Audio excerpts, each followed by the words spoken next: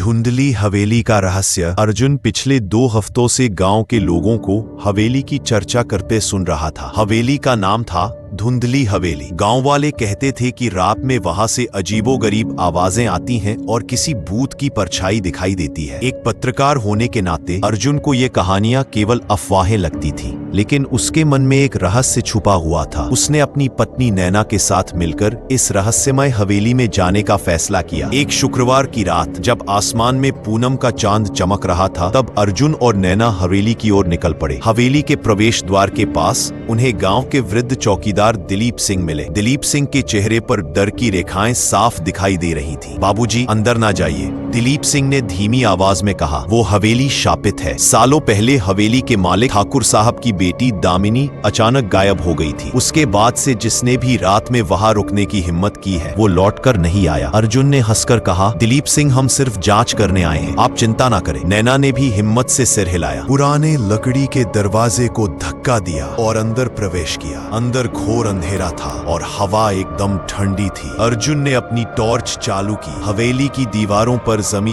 धूल की परतें छिपे हुए इतिहास के निशान बता रही थी। वे धीरे धीरे हवेली के मुख्य हॉल में पहुंचे। हॉल के बीचों बीच एक विशाल झूमर लटक रहा था, जिस पर जाले लग चुके थे। अचानक उन्हें एक कमरे से धीमी रोने की आवाज सुनाई दी। यह आवाज कहां से आ रही है? नैना ने घबराकर पूछा। शायद हवा की होगी, अर्जुन ने खुद को समझाया, पर उसकी अपनी आवाज कांप रही थी। आवाज की दिशा में आगे बढ़ते हुए वे एक बंद कमरे के पास पहुंचे। दरवाजा अंदर से बंद था। अर्जुन ने दरवाजे पर कान लगाया। अंदर से किसी के धीमे सांस लेने और कोने में कोई वस्तु घसीटने की आवाज आ रही थी। अब अर्जुन को यकीन हो गया कि यह महज भूत की कहानी नहीं है, यहाँ कुछ तो छिपा हुआ है। उसने और नैना ने मिलकर दरवाजा तोड़ने की कोशिश की। भारी मशक्कत के बाद दरवाजा खुला। कमरे में टॉर्च का प्रकाश पड़ते ही वे चौंक उठे। कमरे के बीच में एक पुरानी चारपाई थी। बिखरे बाल उसके चेहरे को ढक रहे थे। वह बहुत ही गंदे कपड़ों में थी और उसके पैरों में लोहे की मोटी जंजीरें बंधी हुई थी। वह कोई भूत नहीं थी, वह थी दामिनी, ठाकुर साहब की गायब हुई बेटी। दामिनी ने धीरे धीरे सिर उठाया। उसकी आंखों में डर और निराशा थी। कौन है आप? मुझे यहाँ से बचाइए, उसने फुसफुसाते हुए कहा। नैना ने तुरंत आगे बढ़कर दामिनी को पानी दिया। दामिनी ने प्यासे की तरह पानी पिया और फिर सब कुछ बताना शुरू किया। मुझे मेरे पिता ने ही यहाँ कैद किया है। मैं एक गरीब कलाकार से प्रेम करती थी। पिताजी को ये मंजूर नहीं था। उन्होंने मुझे यहाँ कैद कर दिया और पूरे गांव में अफवाह फैला दी कि मैं भूत बन गई हूँ। चौकीदार दिलीप सिंह ही मुझे यहाँ छिपकर खाना देते थे, पर उन्हें डर था कि अगर वह किसी को बताएंगे तो ठाकुर साहब उन्हें मार डालेंगे। अर्जुन को सब कुछ समझ आ गया। दिलीप सिंह भूत नहीं थे, बल्कि दामिनी के एकमात्र मददगार थे। रोने की आवाज दामिनी की थी और घसीटने की आवाज उसकी जंजीरों की थी। अर्जुन ने बाहर जाकर तुरंत पुलिस को फोन किया और दिलीप सिंह को हवेली के पास बुलाया। पुलिस आई। दिलीप सिंह ने रोते रोते ठाकुर साहब की क्रूरता की गवाही दी। पुलिस ने तुरंत ठाकुर साहब को गिरफ्तार कर लिया और दामिनी को मुक्त किया। हवेली का रहस्य खुल गया। हवेली भूतिया नहीं थी, बल्कि लालच, प्रेम और क्रूरता का प्रतीक थी। इस कहानी ने अर्जुन के चैनल को रातों रात लोकप्रिय बना दिया। धुंधली हवेली अब रहस्यमय नहीं थी, बल्कि सच्चाई और बहादुरी की निशानी बन गई।